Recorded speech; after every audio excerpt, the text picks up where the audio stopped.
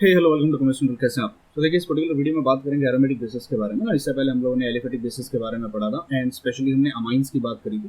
तो यहाँ पर भी जब हम बात करेंगे तो नाइट्रोजनस कंपाउंड के बारे में ही बात करेंगे, क्योंकि ऑर्गेनिक केमिस्ट्री में जब आप बेसिस की बात करते हो तो ज़्यादातर नाइट्रोजनस कंपाउंड्स ही होते हैं। ठीक है ना। जो सबसे फेमस एग्जाम्पल है हमारे पास जो एरोमेटिक बेसिस में समझ में आता हुआ है एनिलीन, जिसमें एक नाइट्रोजन होता है जो दो हाइड्रोजन के साथ इस तरीके से बॉन्डेड होता है।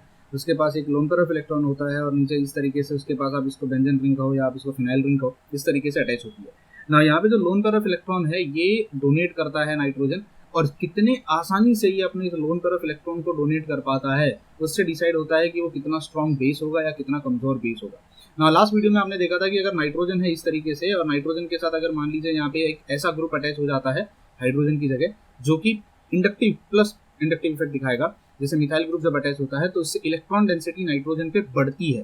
तो हमने वहाँ पे एक ट्रेंड ऑब्जर्व किया था कि अगर दो अल्काइल ग्रुप यहाँ अटैच होते हैं, जैसे नाइट्रोजन है यहाँ पे, एक और CH3 ग्रुप यहाँ अटैच हो जाए, एक CH3 ग्रुप यहाँ अटैच हो जाए और यहाँ हाइड्रोजन रहे, तो इससे बेसिसिटी बढ़ रही थी, बेसिक पावर जो थी, बेसिक स्ट्रेंथ जो थी वो इंक्रीज हो रही थी, क्योंकि यहाँ पे जो दो अल्काइल ग्रुप खड़े थे उससे इंडक्टिव इफेक्ट बढ़ रहा था और उसकी वजह से बेसिसिटी बढ़ जा रही थी। ये हमने लास्ट वीडियो में, अगर आपने देखा होगा, हमने लास्ट वीडियो में ये सब डिस्कस किया था कि किस तरीके से अगर एक अल्काइल ग्रुप यहाँ अटैच होता है तो pKa का वैल्यू इतना होता है, और अगर दो अल्काइल ग्रुप आ जाते हैं, देखो pKa का वैल्यू इंक्रीज होकर इतना हो जाता है। लेकिन एक एनॉमलस बिहेवियर हम ऑब्जर्व कर रहे थे कि अगर आप तीन अल्काइल ग्रुप वहाँ लगा देते हो नाइट्रोजन के साथ, अगर मान लीजिए आप तीन अल्काइल ग्रुप लगा देते हो, तो बेसिक पावर जो थी, बेसिसिटी जिसको हम कहते हैं, वो कम हो जा रही थी।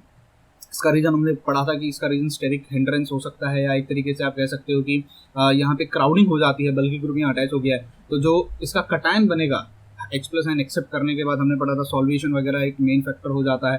तो ये सब हमने एलिफेटिक अमाइंस के बारे में लास्ट लेक्चर में डिस्कस किया था। बट अगर आप एरोमेटिक की बात करना स्टार्ट करते हो, एरोमेटिक में सब देखो, आपने एलिफेटिक में अगर पढ़ा हो, एलिफेटिक में आपके पास कहीं पर भी रेजोनेंस एक इंपॉर्टेंट फैक्टर नहीं था। वहां पर इंडक्टिव इफेक्ट हमारा एक इंपॉर्टेंट फैक्टर हुआ करता था कि इसके साथ जो ग्रुप लगा हुआ है वो इलेक्ट्रॉन विड्रॉइंग ग्रुप है या इलेक्ट्रॉन डोनेटिंग ग्रुप है। लेकिन जब आप एरोमेटिक बेसिस की बात करते हो तो सबसे इंपॉर्टेंट फैक्टर यहाँ पर जो आता है वो है मेसोमेरिज्म, या जिसको आप एरोमेटिसिटी, जिसको आप रेजोनेंस कह सकते हो।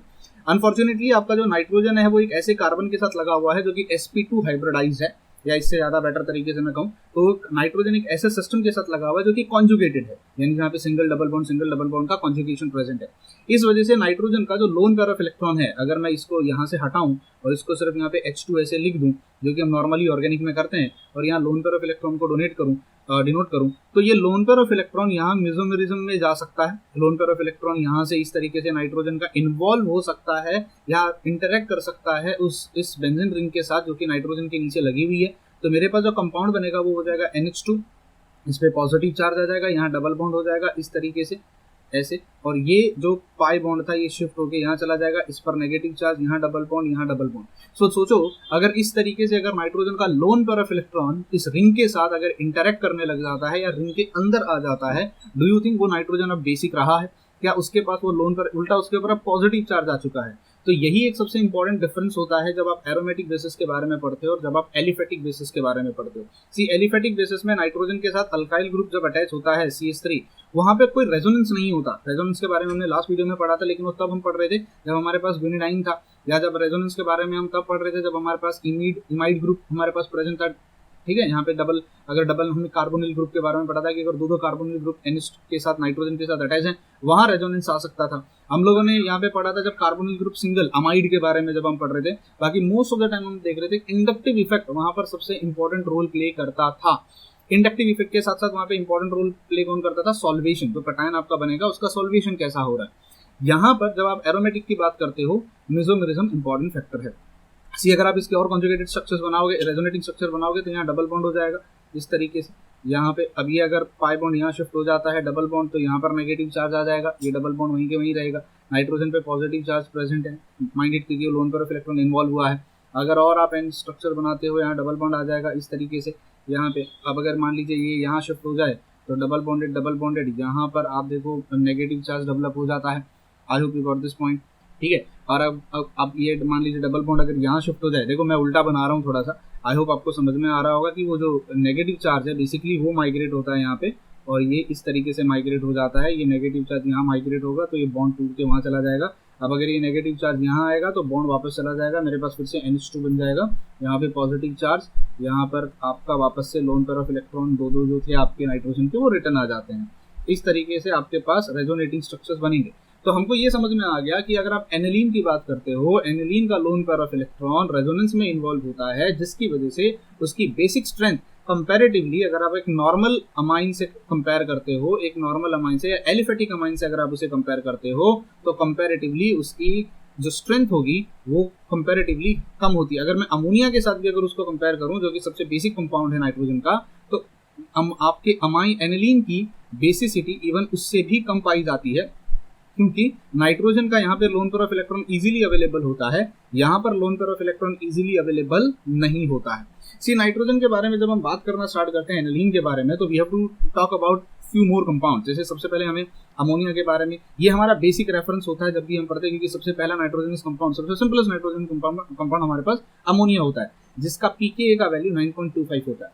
हमेशा याद रखना, बेसिसिटी जो होता है, basicity is directly proportional to PK value. जितना पीके वैल्यू ज्यादा होगा उतना बेसिसिटी ज्यादा होता है। उल्टा आप एसिडिटी के बारे में बात अगर करते हो, एसिडिटी में inversely proportional to PK value होता है। जितना पीके वैल्यू ज्यादा, एसिडिटी उतना कम, ये हमेशा याद रखना।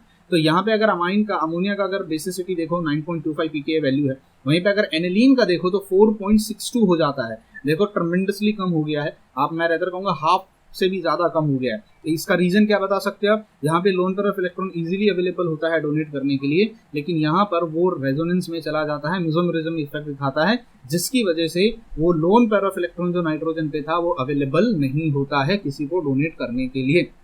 आई होप आपको ये लॉजिक समझ में आया ना। अगर इसी एनिलीन के अंदर अगर हम कुछ फंक्शनल ग्रुप लगा देते हैं, एक तो ऑलरेडी बेंजीन रिंग है जिसने इलेक्ट्रॉन को अपनी तरफ खींच लिया है, अपनी तरफ पुल डाउन कर लिया है। अगर उस बेंजीन रिंग के साथ इलेक्ट्रॉन विड्रॉइंग ग्रुप अगर लगा दिया जाए, जैसे नाइट्रो ग्रुप जो होता है वो इलेक्ट्रॉन विड्रॉइंग ग्रुप होता है, इसको इलेक्ट्रॉन विड्रॉइंग ग्रुप कहते हैं। या अगर आप इसके साथ मिथाइल ग्रुप लगा देते हो, जो कि इलेक्ट्रॉन डोनेटिंग ग्रुप होता है ना, CH3 को इलेक्ट्रॉन डोनेटिंग ग्रुप होता है। या OMe ग्रुप लगा देते हो, अगेन अगर आप OMe ग्रुप को देखो तो ये इलेक्ट्रॉन डोनेटिंग ग्रुप होता है। इन शॉर्ट, अगर हमें ये पढ़ना है कि कंपैरिजन हमारा कहाँ हो जाएगा, हमको ये तो समझ में आ गया कि बेसिक स्ट्रेंथ में अमोनिया जो होता है वो ज्यादा पावरफुल होता है एनिलीन से।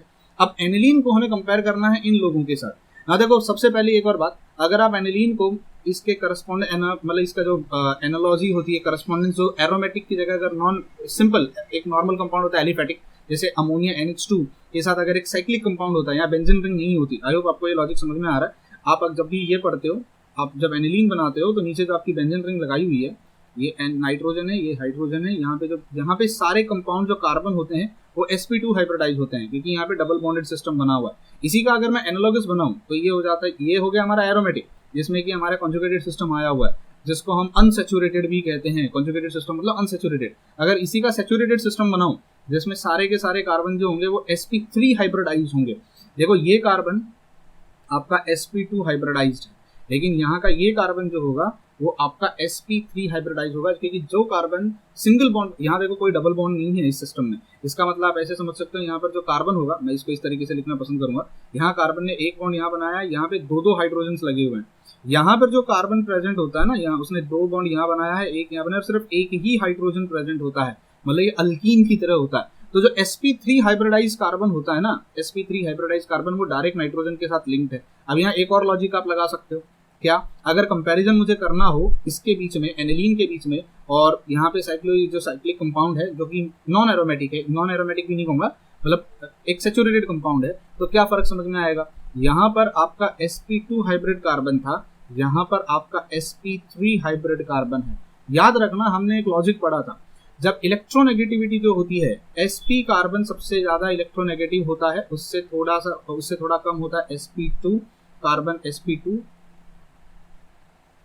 और सबसे कम इलेक्ट्रोनेगेटिव होता है sp3 हाइब्रिडाइज कार्बन। मतलब ये जो कार्बन यहाँ प्रेजेंट है ये बहुत ज्यादा इलेक्ट्रोनेगेटिव है। तो क्या आप ऐसे मान सकते हो एक तरीके से कि जो ये बेंजीन रिंग आपने यहाँ अटैच करी हुई है, और वो बेंजीन रिंग उस नाइट्रोजन के साथ जिस कार्बन के थ्रू अटैच्ड है, वो कार्बन खुद इलेक्ट्रोनेगेटिव है, मतलब वो लोन पेयर ऑफ इलेक्ट्रॉन को अपनी तरफ पुल करने का काम करेगा। ऑन दी कॉन्ट्ररी, यहाँ पर जो ये साइक्लिक ग्रुप आप देख रहे हो, ये साइक्लिक ग्रुप है बट एरोमेटिक नहीं है, क्योंकि कॉन्जुगेटेड सिस्टम नहीं है यहाँ पे। ये लोन पेयर ऑफ इलेक्ट्रॉन को उतना अपनी तरफ पुल नहीं कर पाएगा। क्यों? क्योंकि यहाँ पर जो कार्बन है वो sp3 हाइब्रिडाइज है। यही रीजन होता है कि अगर मैं आपसे पूछूं कौन ज्यादा बेसिक होगा, तो जो साइक्लो कंपाउंड है, ये जो एरोमेटिक नहीं है, वो ज्यादा बेसिक होगा। It will be more basic as compare to aniline जो कि आपका एरोमेटिक सिस्टम के साथ कनेक्टेड है, या मैं रेदर कहूँ sp2 हाइब्रिडाइज कार्बन के साथ कनेक्टेड, और ये उनके pKa वैल्यू से समझ में आता है। अगर आप इसका pKa वैल्यू देखो 4.62 होता है, इसका एनिलीन का pKa का वैल्यू 4.62 होता है। ऑन द कॉन्ट्ररी अगर आप इसका pKa वैल्यू देखो जहाँ पे नॉन साइक्लिक कंपाउंड लगा हुआ, साइक्लिक है बट नॉन एरोमेटिक कंपाउंड लगा हुआ है, तो उसका pKa का वैल्यू 10.68 है। अब ये pKa के वैल्यू में डिफरेंस क्यों आया? ये pKa का वैल्यू डिफरेंस बड़े सिंपल तरीके से समझ में आता है, क्योंकि यहाँ पर जो नाइट्रोजन है, एक तो रीजन है वो मेसोमेरिज्म में इन्वॉल्व हो जाएगा, दूसरा जिस कार्बन के साथ नाइट्रोजन अटैच्ड है वो क्या है, वो sp2 हाइब्रिडाइज्ड कार्बन है, sp2 हाइब्रिडाइज्ड है। यहाँ पे पहली बात तो आपका जो रेजोनेंस होगा नहीं, मेसोमेरिज्म इफेक्ट आएगा नहीं क्योंकि कॉन्जुगेटेड सिस्टम नहीं है। दूसरी बात, नाइट्रोजन जिस कार्बन के साथ अटैच्ड है वो कार्बन sp3 हाइब्रिड है। तो ये कुछ लॉजिक्स आपको याद रखने हैं प्लीज, ये सारी चीजें आने वाले टाइम में बहुत काम आएंगी, बहुत ज्यादा काम आएंगी, क्योंकि जब आप हायर लेवल पे जाके जब आप ऑर्गेनिक केमिस्ट्री पढ़ना स्टार्ट करते हो तब ये चीजें बहुत दिमाग में आपको रखनी पड़ेंगी। Now let us start with this. See देखिए, हमने लास्ट लेक्चर में क्या पढ़ा था कि अगर मान लीजिए मेरे पास नाइट्रोजन होता है, अगर उसके पास इस तरीके से एक मिथाइल ग्रुप अटैच्ड हो, यहाँ पे हाइड्रोजन हो, यहाँ पर हाइड्रोजन हो, अगर उसी नाइट्रोजन के साथ यहाँ पे दो मिथाइल ग्रुप अटैच हो जाए, ये दो मिथाइल ग्रुप अटैच हो जाए और एक हाइड्रोजन हो, फिर नाइट्रोजन के साथ अगर तीन मिथाइल ग्रुप अटैच हो जाए, तीन मिथाइल ग्रुप अटैच हो जाए, तब क्या हो? सी हमने देखा था कि यहाँ से जब आप यहाँ जाते हो तो दो मिथाइल ग्रुप अटैच होने की वजह से इंडक्टिव इफेक्ट बढ़ जाता है, इंडक्टिव इफेक्ट बढ़ता है जिसकी वजह से lone pair of electron donate करने का टेंडेंसी बढ़ जाता है। इसका मतलब ये थोड़ा लेस बेसिक होगा, ये थोड़ा ज्यादा बेसिक होगा। इसका pKa का वैल्यू आप देख सकते हो, लास्ट लेक्चर में प्रीवियस मैंने थोड़ी देर पहले भी आपको दिखाया होगा। जब आप तीन अल्काइल ग्रुप के साथ जाते हो तो प्रॉब्लम सबसे पहली क्या आ जाती है? सबसे पहली प्रॉब्लम हो जाती है ओवर क्राउडिंग। यहाँ पे स्टेरिक हिंड्रेंस आनी स्टार्ट हो जाती है, बल्कि ग्रुप आपका अटैच है, लोन पेयर ऑफ इलेक्ट्रॉन उतने आसानी से डोनेट नहीं किया जाएगा, और अगर आसानी से डोनेट कर भी दिया तो इसका जो कटायन बनेगा वो उतना ज्यादा हाइड्रेटेड नहीं होगा या उतना ज्यादा सॉल्वेटेड नहीं होगा। ये लास्ट लेक्चर में हमने डिस्कस किया था। यही रीजन होता था कि जब आप एलिफेटिक अमाइंस की बात करते हो तो बेसिसिटी, अगर आप अल्काइल ग्रुप लगाते हो तो पहले बेसिसिटी बढ़ती थी और फिर बेसिसिटी डिक्रीज हो जाती थी, लेकिन ये आप एरोमेटिक में नहीं देखोगे।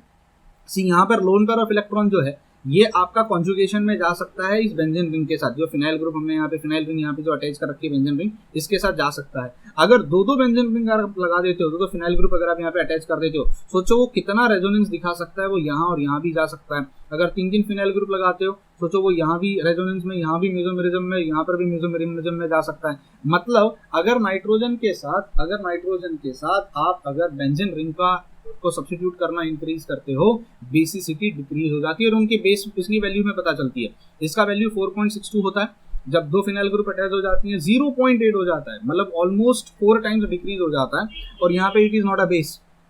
अगर तीन फिनाइल ग्रुप लगे हुए हैं, it is not a base. क्यों बेस नहीं है? क्योंकि यहाँ पे इतना लोन पेयर ऑफ इलेक्ट्रॉन मेसोमेरिज्म में चला जाता है कि वो lone pair of electron donate करने के लिए अवेलेबल ही नहीं होता है, इसीलिए हम इसको कहते हैं यूजुअली ये कोई बेसिक कंपाउंड नहीं है। आई होप आपको ये फर्क समझ में आया होगा। अच्छा, एक और इंपॉर्टेंट चीज आपको देखनी है, ये तो हमने हो गया नाइट्रोजन के साथ, अगर नाइट्रोजन डायरेक्ट फिनाइल ग्रुप के साथ अटैच्ड है। लेकिन मान लीजिए मेरे पास एनिलीन है, एनिलीन के साथ जो नाइट्रोजन होता है वो दो हाइड्रोजन के साथ अटैच होता है। नीचे हमारे पास ये फिनाइल बेंजीन रिंग होती है, मैं इसको बार बार बेंजीन रिंग कहूंगा, ठीक है, ये बेंजीन रिंग होती है। अगर मान लीजिए एक हाइड्रोजन को हटा के उसकी जगह अगर एक मिथाइल ग्रुप लाके यहाँ अटैच कर दिया जाए, तब क्या इफेक्ट होगा? देखो यहाँ पर भी मेसोमेरिज्म हो रहा था, मेसोमेरिज्म तो यहाँ पर भी होगा। मेसोमेरिज्म अगर दो मिथाइल ग्रुप लाके अटैच करते हो, दो अल्काइल ग्रुप लाके अटैच करते हो, तो मेसोमेरिज्म तो यहाँ पर भी होगा। मतलब तीनों कंपाउंड में मेसोमेरिज्म एक कॉमन फैक्टर है, पर डिफरेंस क्या है? डिफरेंस आ जाता है इंडक्टिव इफेक्ट का। देखो यहाँ पर नाइट्रोजन के साथ दो हाइड्रोजन अटैच्ड हैं जो कि इतना इंडक्टिव इफेक्ट नहीं दिखाते, लेकिन ये जो मिथाइल ग्रुप है ये इंडक्टिव इफेक्ट दिखाएगा और नाइट्रोजन को इलेक्ट्रॉन डेंसिटी सप्लाई करेगा जो यहाँ नहीं हो रही थी। और यहाँ पे अगर दो CH3 ग्रुप आ जाते हैं तो वो इलेक्ट्रॉन डेंसिटी, अब आप सोच रहे होगे सर तो यहाँ पर आप वो ओवर क्राउडिंग एंड वो सब का कॉन्सेप्ट क्यों नहीं लगा रहे हो? सी ऑब्वियसली यहाँ पर भी ओवर क्राउडिंग एंड वो सब का कॉन्सेप्ट लगेगा, लेकिन उससे कहीं ज्यादा डोमिनेटिंग फैक्टर अब क्या हो जाता है पता है? वहां पे जो नॉर्मल कंपाउंड देख रहे थे यहाँ पे रेजोनेंस या मेसोमेरिज्म नहीं था, इसीलिए यहाँ पे ओवर क्राउडिंग एक बहुत इंपॉर्टेंट फैक्टर हो गया था अलॉन्ग विद इंडक्टिव इफेक्ट। लेकिन यहाँ पर आपका कहा गया, यहाँ पे आपका ऑलरेडी मेसोमेरिज्म इन्वॉल्व है, तो एक तो ऑलरेडी बल्कि ग्रुप लगा ही हुआ है, यहाँ पर भी एक बल्कि ग्रुप लगा है, यहाँ पर भी एक बल्कि ग्रुप लगा है। यहाँ पर इंपॉर्टेंट फैक्टर जो हो जाता है वो हो जाता है इंडक्टिव इफेक्ट। तो यहाँ पे दो अल्काइल ग्रुप यहाँ पे इलेक्ट्रॉन डेंसिटी नाइट्रोजन को सप्लाई करेंगे, यहाँ पर एक alkyl group electron density supply करेगा, यहाँ सप्लाई करने वाला कोई है ही नहीं। तो एनिलीन में अगर एनिलीन में आप 2 हाइड्रोजन्स को रिप्लेस करके वहां पर अगर अल्काइल ग्रुप लगाने लग जाते हो तो बेसिक स्ट्रेंथ इंक्रीज हो जाती है 4.62 से 4.84 से होते हुए 5.15 पे चली जाती है। अब ये इनका pKa का वैल्यू है, ये मैंने नहीं लिखा है, ये बुक्स में जो लिखे हुए वैल्यूज है मैं वो आपके सामने लाके रखा हूँ। उम्मीद करता हूँ यहाँ पर लॉजिक आपको क्लियरली समझ में आ रहा है। नाउ डिस्कशन करते हैं, अगर हमारे पास electron withdrawing and electron donating group अगर अटैच हो जाए, अगर मान लीजिए मेरे पास एनिलीन ग्रुप है और उसके साथ यहाँ नाइट्रो ग्रुप लग जाता है। अब ये नाइट्रो ग्रुप जो लगेगा यानी जो इलेक्ट्रॉन विड्रॉइंग ग्रुप है, या तो वो ऑर्थो या तो मेटा या तो पैरा पोजीशन पे जा सकता है। और देखो समझने वाली बात क्या है, देखो हमेशा एक चीज को याद रखना, अगर मेरे पास यहाँ NH2 ग्रुप लगा हुआ है, मैं कुछ चीजें इंपॉर्टेंट की ध्यान से सुनना इसको, मैं बार बार इन चीजों को बता चुका हूँ बहुत सारे वीडियोज में। अगर आपके पास ये एनिलीन ग्रुप है इस तरीके से, अगर मेरा ऑर्थो पोजीशन पे इलेक्ट्रॉन विड्रॉइंग ग्रुप लगता है, हमेशा याद रखना अगर कभी भी इलेक्ट्रॉन विड्रॉइंग ग्रुप लगेगा तो जिस कार्बन पे वो लगा हुआ है उसके एडजेसेंट कार्बन पे पॉजिटिव चार्ज आता है और उसके अपोजिट वाले कार्बन पे पॉजिटिव चार्ज आता है। मतलब अगर मेरा नाइट्रो ग्रुप ऑर्थो पोजीशन पे लगता है तो यहाँ पे पॉजिटिव चार्ज आएगा, यहाँ पॉजिटिव चार्ज आएगा, यहाँ पॉजिटिव चार्ज आएगा, राइट।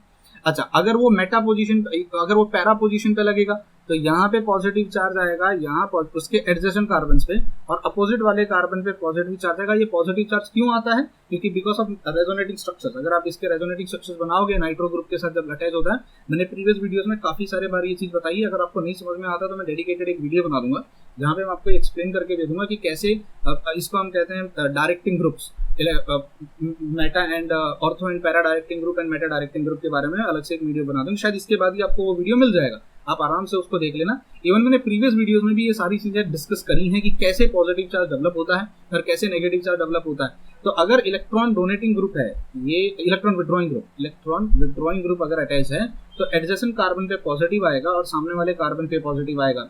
अब सोचो यहाँ पे नाइट्रोजन अटैच्ड है, ठीक है, इस कार्बन पे जहां पे पॉजिटिव चार्ज आया है उसके साथ नाइट्रोजन अटैच है। Do you think nitro group अगर आपके ऑर्थो पोजीशन पे अटैच है, इससे इस अमाइन का बेसिसिटी इंक्रीज होगा या डिक्रीज होगा? सर सीधी सी बात है, अगर नाइट्रो ग्रुप यहाँ पे अटैच है तो इस कार्बन पे पॉजिटिव आ रहा है, वो कार्बन नाइट्रोजन के साथ अटैच है, तो सीधी सी बात है वो इलेक्ट्रॉन को अपनी तरफ खींचने का कोशिश करेगा, बेसिसिटी डिक्रीज हो जाएगी। तो अच्छा, ये तो बात होगी अगर ऑर्थो सब्स्टिट्यूटेड होता है। अच्छा, मान लीजिए अगर ऐसे ही मेरे पास NH2 ग्रुप है, इस तरीके से बेंजीन रिंग है यहाँ पे, और यहाँ पे पैरा सब्स्टिट्यूटेड नाइट्रो ग्रुप आ जाता है, तो यहाँ पर भी पॉजिटिव चार्ज, यहाँ पॉजिटिव चार्ज, और यहाँ देखो सेम कंडीशन सर, जो ऑर्थो सब्स्टिट्यूटेड में हुआ था वही पैरा सब्स्टिट्यूटेड में भी हो गया। जिस कार्बन के साथ नाइट्रोजन अटैच है उस पर पॉजिटिव चार्ज आ गया। अच्छा, अगर मान लीजिए NH2 ग्रुप यहाँ होता और मेटा सब्स्टिट्यूटेड होता, अगर आपका नाइट्रो ग्रुप मेटा पोजीशन पे होता तो पॉजिटिव चार्ज यहाँ डेवलप होता, यहाँ पॉजिटिव चार्ज यहाँ होता, यहाँ होता। मतलब इस पर्टिकुलर केस में अगर आप देखो तो यहाँ जिस कार्बन के साथ नाइट्रोजन ग्रुप और उसका लोन तरफ इलेक्ट्रॉन अटैच है वहां पर पॉजिटिव चार्ज नहीं आया। इससे क्या समझ में आता है? सर मेटा सब्स्टिट्यूटेड जो नाइट्रो कंपाउंड होगा, मेटा सब्स्टिट्यूटेड जो नाइट्रो एनिलीन होता है वो ज्यादा बेसिक होता है और वो हमें वैल्यूज में दिखता है। ये आपका एनिलीन है जिसके मेटा पोजीशन पे अगर ये मेरा मेन फंक्शनल ग्रुप में लेके चलता हूँ तो ये ऑर्थो पोजीशन हो जाती है, ये मेटा पे नाइट्रो ग्रुप अटैच है, उसकी pKa का वैल्यू देखो 2.45 आ जाता है, सबसे ज्यादा बेसिक है। क्यों? क्योंकि यहाँ पॉजिटिव चार्ज आएगा, यहाँ पॉजिटिव चार्ज आएगा, यहाँ पॉजिटिव चार्ज आएगा। नाइट्रो ग्रुप के रेजोनेंस की वजह से इस कार्बन के ऊपर पॉजिटिव चार्ज नहीं आता। अगर उस पर पॉजिटिव चार्ज नहीं आएगा due to different resonating structures, वो इलेक्ट्रॉन को अपनी तरफ नहीं खींचेगा। यहाँ पे जो नाइट्रोजन पे जो लोन तरफ इलेक्ट्रॉन है वो इजीली डोनेट करने के लिए अवेलेबल होगा। अब आपके दिमाग में एक और क्वेश्चन आ रहा होगा, मुझे पता है, कि सर जो नाइट्रोजन पे लोन तरफ इलेक्ट्रॉन है वो भी तो डोनेट किया जा सकता है, लेकिन वो डोनेट नहीं होता है क्योंकि यहाँ पे जो आपका नाइट्रोजन ग्रुप होता है, नाइट्रो ग्रुप, वो इस तरीके से डबल बॉन्डेड ऑक्सीजन और डेटी बॉन्ड ऑक्सीजन के साथ इन्वॉल्व होता है, तो वो लोन तरफ इलेक्ट्रॉन अवेलेबल होता नहीं है डोनेट करने के लिए। नाइट्रो ग्रुप का जो नाइट्रोजन है वो बेसिक नेचर नहीं दिखाता है जल्दी से, ठीक है। आई होप ये लॉजिक समझ में। अब क्वेश्चन अगला क्या होता है, मेटा तो सबसे ज्यादा बेसिक हो गया, अगर अब मैं ऑर्थो में और पैरा में कंपेयर करूं तो कौन ज्यादा बेसिक होगा? ऑर्थो सब्स्टिट्यूटेड ज्यादा बेसिक होगा कि पैरा सब्स्टिट्यूटेड ज्यादा बेसिक होगा? तो यहाँ सिंपल सा लॉजिक समझ में आता है कि जो आपका ऑर्थो सब्स्टिट्यूटेड होता है ना, ऑर्थो, वो सबसे कम बेस होता है। सिंपल सा रीजन है, इसके दो रीजन मैं बता सकता हूँ। पहला रीजन तो जो है कि NH2 के बगल में ही आपका NO2 ग्रुप प्रेजेंट होता है, तो आप अगर डिस्टेंस चेक करो तो इस कार्बन और इस कार्बन के बीच का डिस्टेंस बड़ा कम है। नाइट्रो का इंडक्टिव इफेक्ट भी अगर देखो तो नाइट्रोजन इलेक्ट्रॉन विड्रॉ करेगा, दूसरा मेसोमेरिज्म की वजह से वहां पॉजिटिव चार्ज आ जाता है। यहाँ पे नाइट्रो इस कार्बन से दूर जा चुका है तो इंडक्टिव इफेक्ट उतना एफिशिएंटली ऑपरेट नहीं करेगा। और दूसरी बात है, देखो सब में कॉमन फैक्टर क्या है, कॉमन फैक्टर पैरा में और ऑर्थो में कॉमन फैक्टर क्या है, ये आपका ऑर्थो सब्स्टिट्यूटेड है, ये आपका पैरा सब्स्टिट्यूटेड है। कॉमन फैक्टर तो हमारा हो गया है सर, देखो पॉजिटिव चार्ज आएगा, इसमें भी पॉजिटिव चार्ज डेवलप हो रहा है इस कार्बन पे जिसके साथ नाइट्रोजन अटैच है, यहाँ पर भी पॉजिटिव। इंपॉर्टेंट फैक्टर यहाँ पे क्या आ जाता है कि डिस्टेंस ऑफ योर सब्स्टिट्यूएंट जो है वो कितना उस कार्बन से कितना दूर है। यहाँ पे ये बहुत नजदीक है, यहाँ पे ये दूर है। आई होप आपको ये लॉजिक समझ में आया होगा क्लियरली। इसीलिए पैरा सब्स्टिट्यूटेड जो ऑर्थो सब्स्टिट्यूटेड जो होता है वो सबसे वीक बेस होता है, उससे थोड़ा स्ट्रॉन्ग पैरा सब्स्टिट्यूटेड होता है, और सबसे स्ट्रॉन्ग आपका मेटा सब्स्टिट्यूटेड होता है। तो इसको हम कहेंगे ये मेटा सब्स्टिट्यूटेड है, ये आपका पैरा सब्स्टिट्यूटेड है, और ये आपका ऑर्थो सब्स्टिट्यूटेड है। लॉजिक समझा? अब देखिए, जब आप टॉल्यूडीन की बात करते हैं, जहाँ पे आपके पास एनिलीन है जिसके साथ एक अल्काइल ग्रुप यानी हमने CH3 ग्रुप को अटैच कर दिया है मिथाइल ग्रुप को। अब मिथाइल ग्रुप या तो पैरा पोजीशन पे हो सकता है, या मेटा पोजीशन पे, या ऑर्थो पोजीशन पे। अब सी यहाँ पर इंपॉर्टेंट फैक्टर क्या है, देखो हम लोगों ने हमेशा पढ़ा है अगर कहीं पर भी मेसोमेरिज्म इन्वॉल्व होगा तो मेसोमेरिज्म जो होता है वो पावरफुल फैक्टर होता है, या रेजोनेंस होता है, पावरफुल फैक्टर होता है इंडक्टिव इफेक्ट से। इंडक्टिव इफेक्ट को हम सबसे लास्ट में कंसिडर करते हैं। अगर इन तीनों मॉलिक्यूल्स में अगर मुझे ये पता करना हो बेसिसिटी के बारे में तो हाइपर कॉन्जुगेशन मेरा मेन इंपॉर्टेंट डिसाइडिंग फैक्टर होगा।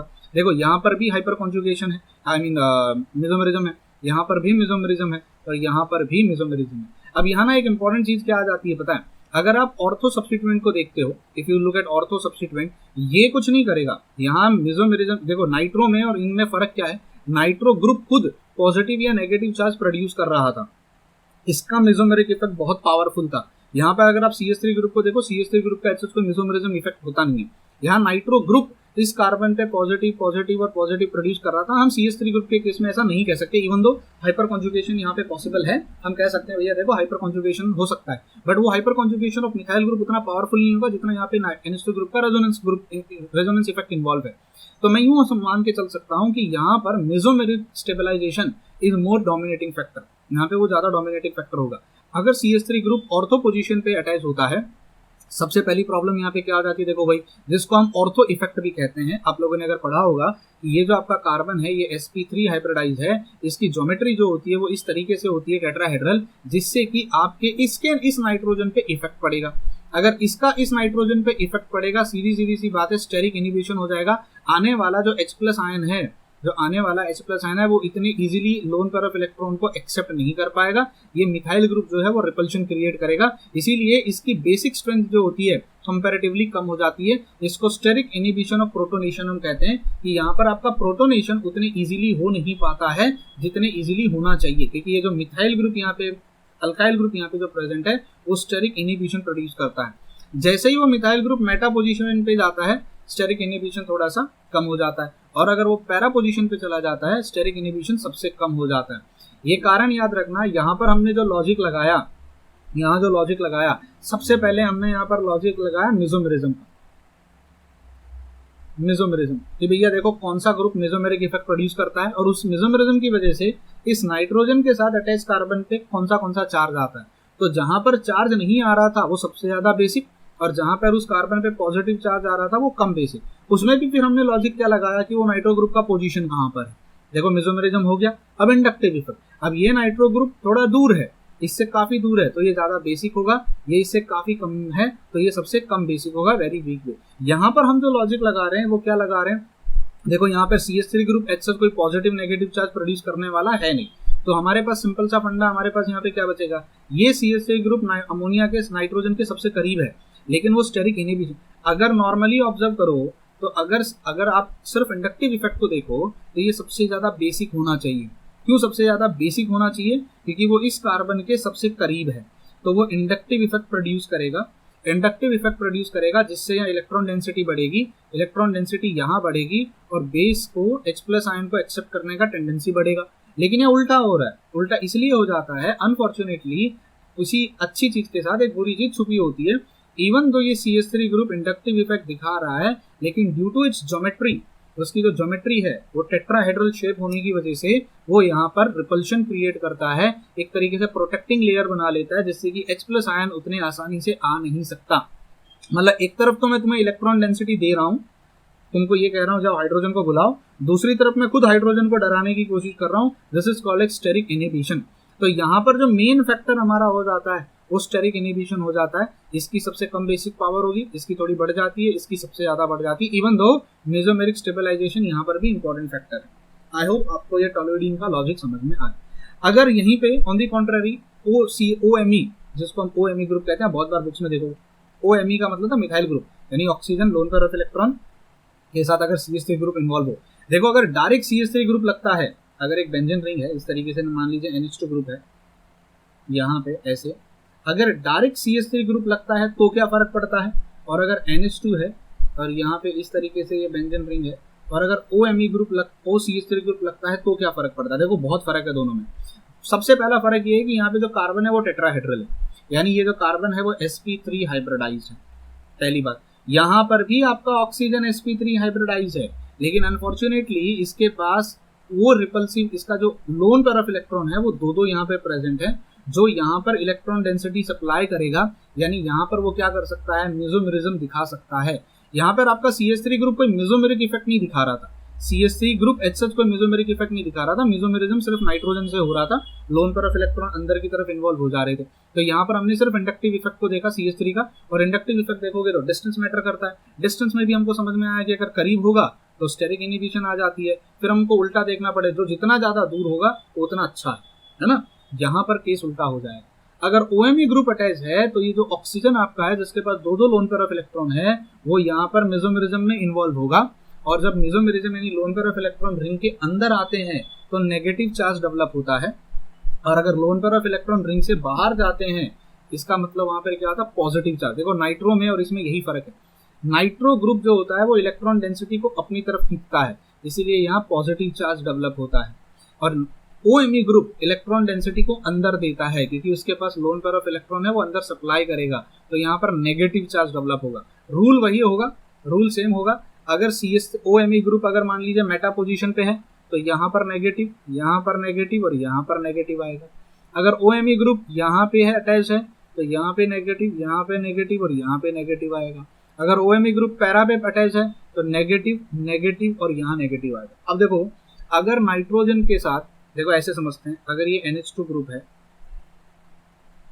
ऐसे है, ये बेंजीन रिंग लगा देते हैं, ये NH2 ग्रुप है, ये इस तरीके से है।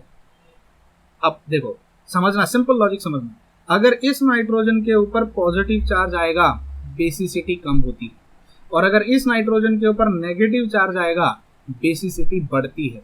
यहाँ बेसिसिटी कम होगी, यहाँ बेसिसिटी बढ़ेगी। तो OMe ग्रुप लगाने से इस नाइट्रोजन के ऊपर नेगेटिव चार्ज आ रहा है, OMe ग्रुप लगाने से इस कार्बन के ऊपर, रहता मैं कहूंगा कार्बन के ऊपर नेगेटिव चार्ज आ रहा है, और OMe ग्रुप लगाने से इस कार्बन पे नहीं आ रहा है। तो किसका बेसिक स्ट्रेंथ ज्यादा होगा, मैं यहाँ लिख सकता हूँ बेसिसिटी इस केस में डिक्रीज होती है और इस केस में बेसिसिटी इंक्रीज होती है। अब ये नेगेटिव आएगा या पॉजिटिव आएगा ये डिपेंड करता है जो सब्स्टिट्यूएंट आपने लगाया हुआ है उसकी पोजीशन क्या है। यहाँ पे अगर मेटा सब्स्टिट्यूटेड आप कोई कंपाउंड लेते हो तो नेगेटिव चार्ज नहीं आता, अगर नेगेटिव चार्ज नहीं आएगा तो ये सबसे कम बेसिक होगा, देखिए यहाँ पे नेगेटिव चार्ज नहीं है। अगर मैं वही कंपेयर करूँ यहाँ पे पैरा सब्स्टिट्यूटेड में और कंपेयर करूँ मेटा सब्स्टिट्यूटेड में, ऑर्थो सब्स्टिट्यूटेड में, ऑर्थो में, तो आप एक देखो अगर OMe ग्रुप यहाँ है, OMe ग्रुप अगर यहाँ अटैच है तो यहाँ नेगेटिव आएगा, यहाँ नेगेटिव, यहाँ नेगेटिव और यहाँ नेगेटिव आएगा। अब फिर से मेरा आपसे सवाल उठ जाता है, अगर इसमें भी यहाँ नेगेटिव चार्ज आ रहा है, इसमें भी यहाँ नेगेटिव चार्ज आ रहा है, अब कौन ज्यादा बेसिक होगा?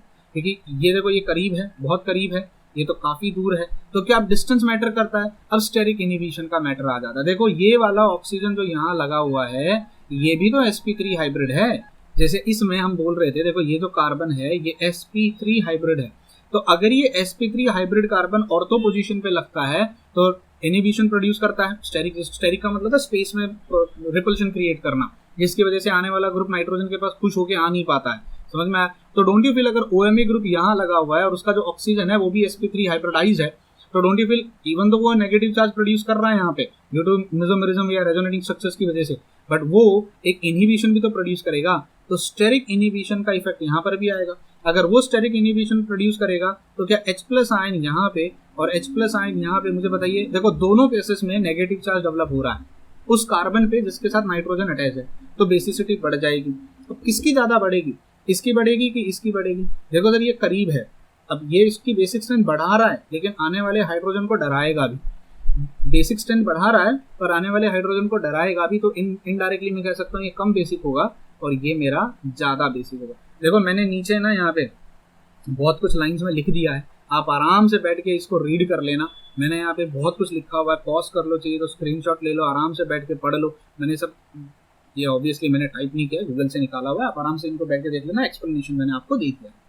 अब बात करते हैं इस कंपाउंड के बारे में जो कि स्पेशल है अगर आप CSIR नेट वगैरह के लिए प्रिपेयर कर रहे हो, BSc MSc के बच्चे हो। सीधे देखिए इस कंपाउंड में क्या डिफरेंस समझ में आता है। जो आप ये अभी ये जो आप देख रहे थे थोड़ी देर पहले, ये वाला स्टेरिक इनहिबिशन क्या होता है, यहाँ पे स्टेरिक इनहिबिशन का सबसे बेस्ट एग्जांपल मिलता है।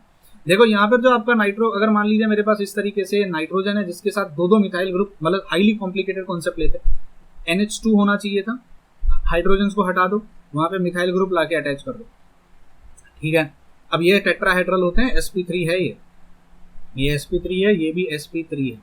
अब यहाँ पे ऑर्थो पोजीशन पे दोनों तरफ नाइट्रो ग्रुप लाके अटैच कर दो, दोनों तरफ नाइट्रो ग्रुप, ठीक है, ये भी हमने कर दिया। और यहाँ इस नाइट्रो का तो कोई लेना देना नहीं है, उसको छोड़ दो। इंपॉर्टेंट ये है, क्या समझने की कोशिश कर रहे हैं हम, क्या ये नाइट्रो ग्रुप जो ऑर्थो पोजीशन पे प्रेजेंट है, या आने वाले H प्लस आयन पे कोई इफेक्ट होगा, बेसिक स्ट्रेंथ पे कोई फर्क पड़ेगा, समझने की कोशिश करते हैं। अच्छा ये NO ग्रुप था, अगर ऑन दी कॉन्ट्ररी ये हाइड्रोजन होता और ये हाइड्रोजन होता और यहाँ पर NO2 ग्रुप और NO2 ग्रुप होता, मतलब हम कंपैरिजन किसके किसके बीच में कर रहे हैं, हम कंपैरिजन कर रहे हैं एक नॉर्मल एनिलीन जिसके अंदर ट्राई सब्स्टिट्यूटेड नाइट्रो होगा और एक यहाँ पे डाई सब्स्टिट्यूटेड मिथाइल ग्रुप और ट्राई सब्स्टिट्यूटेड नाइट्रो ग्रुप, मतलब इसका 2,2,4,6 पोजीशन पे ट्राई नाइट्रो है। ये carbon number 1, carbon number 2, carbon number 3, carbon number 4, carbon number 5, carbon number 6, तो 2, 4, 6 पे ट्राई नाइट्रो है। और एक ही नाइट्रोजन के ऊपर दोनों तरफ, इसीलिए हम NN लिखते हैं, एक ही नाइट्रोजन पे दोनों तरफ हमने मिथाइल ग्रुप लगाया, डाइमिथाइल एनिलीन, ठीक है, ये इसका आयुर्वेदिक नोमेनक्लेचर हो गया। और यहाँ पे देखो तो एनिलीन है क्योंकि H में कोई सब्स्टिट्यूशन नहीं किया है, पर 2,4,6 पोजीशन पे हमने ट्राई नाइट्रो लाके अटैच कर दिया।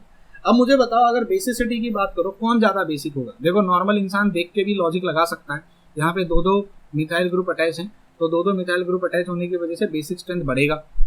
यहाँ पर हाइड्रोजन है, हाइड्रोजन उतना इंडक्टिव इफेक्ट दिखाता नहीं है, तो बेसिक स्ट्रेंथ कम होगा। क्या सच में यही एकमात्र कारण है बेसिक स्ट्रेंथ इंक्रीज या डिक्रीज होने का?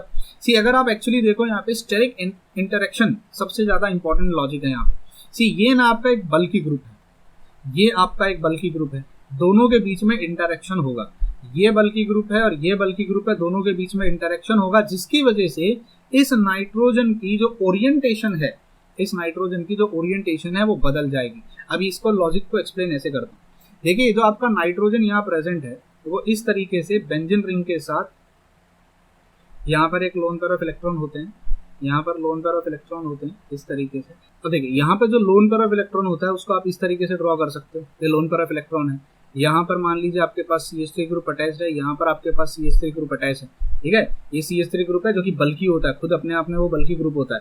तो ये एक CH3 ग्रुप अटैच है, यहाँ CH3 ग्रुप अटैच है, और यहाँ पर आपने लगाया हुआ है इस कार्बन के साथ NO2 ग्रुप और इस कार्बन के साथ NO2 ग्रुप।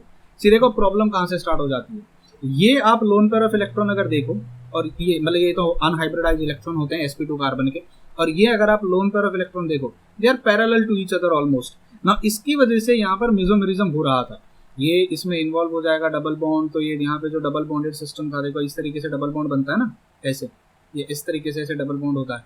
अगर ये यहाँ इन्वॉल्व हो जाएगा तो ये बॉन्ड टूट जाता था। लेकिन प्रॉब्लम क्या हो गई है, ये नाइट्रो ग्रुप आपका जो प्रेजेंट है यहाँ पे, ये जो नाइट्रो ग्रुप प्रेजेंट है यहाँ पे, और ये जो अल्काइल ग्रुप प्रेजेंट है, ये नाइट्रो ग्रुप और ये जो अल्काइल ग्रुप प्रेजेंट है, इनके बीच में इंटरेक्शन होता है, इनके बीच में इंटरेक्शन होता है, जिसकी वजह से आपका जो नाइट्रोजन है और कार्बन है, ये कार्बन और ये नाइट्रोजन का बॉन्ड रोटेट हो जाता है और लोन पेयर ऑफ इलेक्ट्रॉन बाहर निकल जाता है। अब वो पैरेलल नहीं रहता, मतलब यहाँ पर जो लोन पेयर ऑफ इलेक्ट्रॉन है वो मेसोमेरिज्म में इन्वॉल्व हो सकता था अगर यह नाइट्रो ग्रुप नहीं होता। मतलब कंपेयर ऐसे करते हैं, इस तरीके से कंपेयर करते हैं कि मान लीजिए यहाँ पर अगर हाइड्रोजन होता, यहाँ पर आपका NO2 ग्रुप होता, यहाँ पर आपका NO2 ग्रुप होता, अब NO2 को हाइड्रोजन से क्या ही खतरा है, NO2 को हाइड्रोजन से क्या ही खतरा है। तो ये वाला जो लोन पेयर ऑफ इलेक्ट्रॉन है ये आपका मेसोमेरिज्म में इन्वॉल्व हो सकता है इस तरीके से।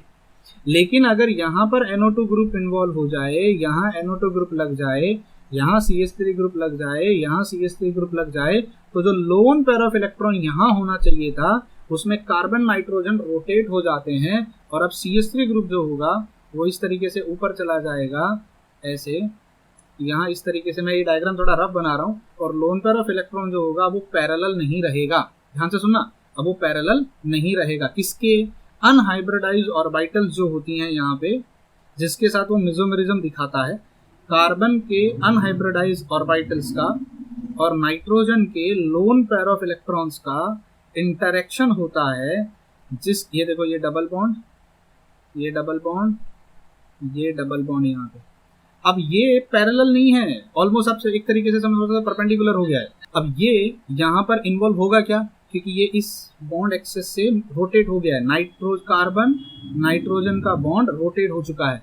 अब वो रेजोनेंस दिखाने के लिए अवेलेबल नहीं होगा।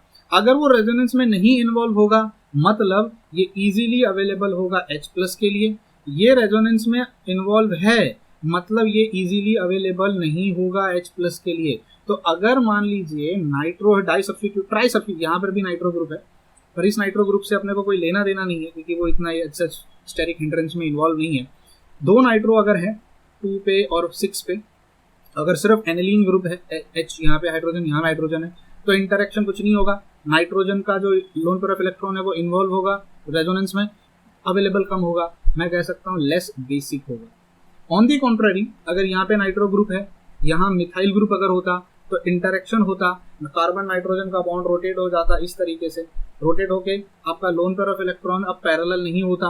अगर वो पैरेलल नहीं है तो वो इन्वॉल्व नहीं होगा। आपसे मेरी एक रिक्वेस्ट है, ortho effect and SIR effect का मेरा एक वीडियो मैंने बनाया हुआ है, बहुत अच्छा वीडियो मैंने बनाया हुआ है, उसको एक बार देख लेना, आपको समझ में आएगा कि कैसे वो होता है। अब ये इन्वॉल्व नहीं होगा तो रेजोनेंस में तो ये अवेलेबल होगा H+ के लिए, इसलिए ये क्या हो जाएगा, ये मोर बेसिक हो जाएगा। तो even though methyl group attach हैं, दो नाइट्रो ग्रुप अटैच हैं, हाईली स्टेरिक क्राउडिंग हो चुकी है, फिर भी ये ज़्यादा बेसिक है। रीज़न उम्मीद करता हूँ अब आपको समझ में आया होगा, क्योंकि यहाँ का lone pair of electron involve नहीं होता है, यहाँ का lone pair of electron involve हो जाता है। मैंने यहाँ पे बहुत ढंग से अच्छे से इसको लिख दिया। तो उम्मीद करता हूँ कि इस वीडियो से जो हमने डिस्कशन किया, ये सारे डिस्कशंस आपको लॉजिक क्रिएट करने में, देखो आपको याद रखने की जरूरत नहीं है, आपको समझ में आना चाहिए कि कहाँ पे क्या क्या चीज़ें ऑर्गेनिक में चलती हैं, कैसे हम मॉलिक्यूल्स के साथ खेलते हैं, कैसे उनकी पोजीशन या रोटेशन होने से बेसिक स्ट्रेंथ पे फर्क पड़ जाता है, कैसे पोजीशंस या जो सब्स्टिट्यूएंट होते हैं वो कैसे डिसाइड करते हैं कि बेसिक स्ट्रेंथ बढ़ेगी या बेसिक स्ट्रेंथ घटेगी। अगला जो वीडियो होगा ना उस पर मैं आपको ये बता दूंगा, बहुत सारे बच्चों को शायद ये समझ में नहीं आया होगा अगर आपने पुराने वीडियोस नहीं देखे होंगे, कि कैसे कोई सब्स्टिट्यूएंट नेगेटिव इफेक्ट प्रोड्यूस करता है, नेगेटिव चार्ज, और कैसे कोई सब्स्टिट्यूएंट जो अटैच होता है वो पॉजिटिव चार्ज प्रोड्यूस करता है, जिससे बेसिसिटी और एसिडिटी डिक्रीज हो जाती है। तो मिलते हैं अगले वीडियो में, तब तक bye, take care and God bless you.